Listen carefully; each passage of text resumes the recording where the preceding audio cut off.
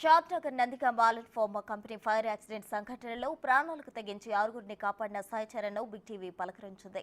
ప్రమాద పరిస్థితుల్లోనూ ధైర్యం చూపించిన సాయి చరణ్ కు సీఎం రేవంత్ రెడ్డి ఫోన్ వచ్చింది. తనను కలవడానికి ఆహ్వానించారు. స్థానిక ఎమ్మెల్యే వీలపల్లి శంకర్ సాయి చరణ్ ను సీఎం దగ్గరకు తీసుకెళ్లేందుకు బయలుదేరారు.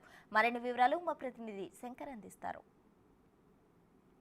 2 రోజుల క్రితం షాద్నగర్ నియోజకవర్గం నందిగామ సమీపంలో ఉన్నటువంటి అలెన్ కంపెనీలో అగ్ని ప్రమాదం చోటు చేసుకుంది.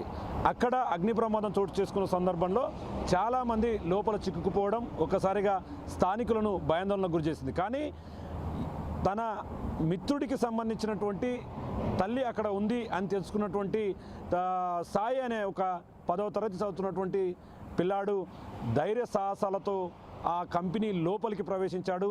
కంపెనీ లోపల చిక్కుకున్నటువంటి 6 మందిని కూడా చాకచక్యంగా ఎంతో ధైర్యంతో కూడా వాళ్ళని కాపాడినటువంటి పరిస్థితి ఇక్కడ చోటు చేసుకోవడంతో ఆ విద్యార్థిని అందరూ అభినందిస్తున్నారు. ప్రస్తుతం మన దగ్గర సాయి విద్యార్థి ఉన్నాడు. ఆ బాబుతోనే కనుక్కుందాం అసలు ఏం జరిగింది.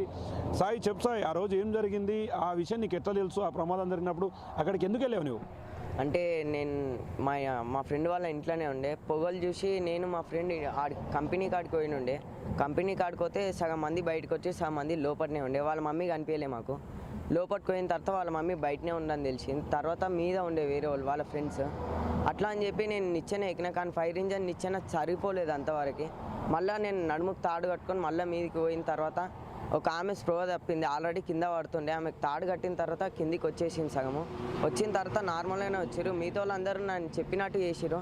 లేకపోయింటే ఎవరు రాకపోతుండే. నేను చెప్పినట్టు విన్నారు, ఫైర్ సిబ్బంది అందరు విన్నారు. అట్లా అని చెప్పి ఒక్కొక్కరిని దించిన ఎంటకెళ్ళిటంగా బాగానే మంది వచ్చేసారు. సాయి అంటే అంటే ఎన్నో క్లాస్ చదువుతున్నావు, ఎక్కడ చదువుతున్నావు, మీ సొంతూరు ఏది? నా సొంతూరు అయితే నందియాం. నేను చదివింది అయితే జెడ్పీహెచ్ఎస్ నందియామ స్కూలే. ఇప్పుడు 10th ఎగ్జామ్స్ రాసిన, రిజల్ట్స్ 30కి ఉంది. ఏంటి సార్ ఎట్లా అనిపిస్తుంది? అంటే ఏదైనా ప్రమాదం జరిగితే చాలామంది ఆ ప్రమాదం నుంచి దూరంగా పోవాలని చూస్తారు, ఆ ప్రమాదం నుంచి బయటపడాలని చూస్తారు. ఎందుకు అనిపించింది? అంటే అట్లా అంత ధైర్యం ఎట్లా అనిపించింది? అంత ధైర్యం ఎలా చేయాలనిపించింది నీకు? అంటే ఫస్ట్ ఒక ఆయన సెగతో దుంకిండు. ఆయన దుంకిందాడే మేము చూసుకోకుండా ఎవ్వరు పోలేరు.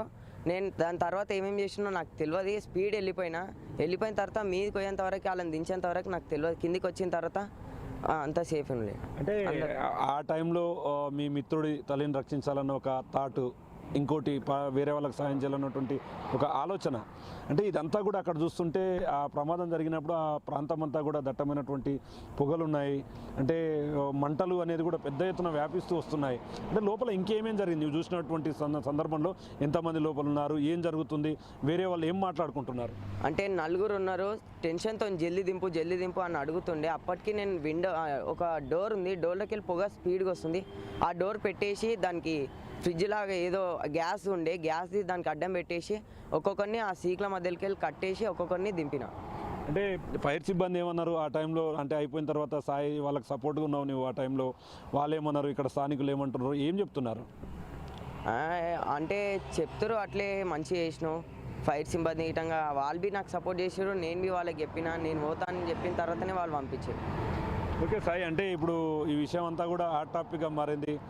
స్థానిక ఎమ్మెల్యే వీర్లపల్లి శంకర్ కూడా నీకు 50,000 ఇస్తే వద్దన్నావు, ఎందుకు సాయి?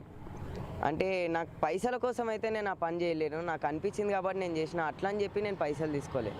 ఫస్ట్ టైం సీఎంను కలవబోతున్నావు, ఎట్లా అనిపిస్తుంది? ఈ ఫీల్ ఎట్లుంది? ఎట్లా చూడొచ్చు? అంటే ఏమనిపిస్తుంది సీఎంను కలవబోతున్నా, ఆ ఫీల్ ఎట్లుంది నీ లోపల? నాకంటే ఫీల్ సడన్గా వచ్చి వీళ్ళందరూ తోలుకోవడం మొత్తం ఎట్లనో అన్ఫార్చునేట్లీ అనిపిస్తుంది అట్లా. ఓకే, ఏం 10th చదువుతున్నావు ఇప్పుడే, భవిష్యత్తులో ఏం కావాలనుకుంటున్నావు? అంటే నీకు ఏ సబ్జెక్ట్ ఇష్టం, ఎట్లాంటి రూట్లోకి వెళ్ళాలి అనుకుంటున్నావు?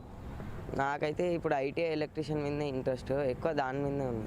ఓకే, ఇప్పుడు ఒకవేళ రేవంత్ రెడ్డి గారు సీఎం కూడా నీతో మాట్లాడే అవకాశాలు ఉన్నాయి, నీ చదువుకు సంబంధించిన అంశాలను కూడా ప్రస్తావించే అవకాశాలు ఉన్నాయి. ఒకవేళ ఆయన నీకు ఆఫర్ ఇస్తే ఏం కోరుకుంటావు ఆయన నుంచి?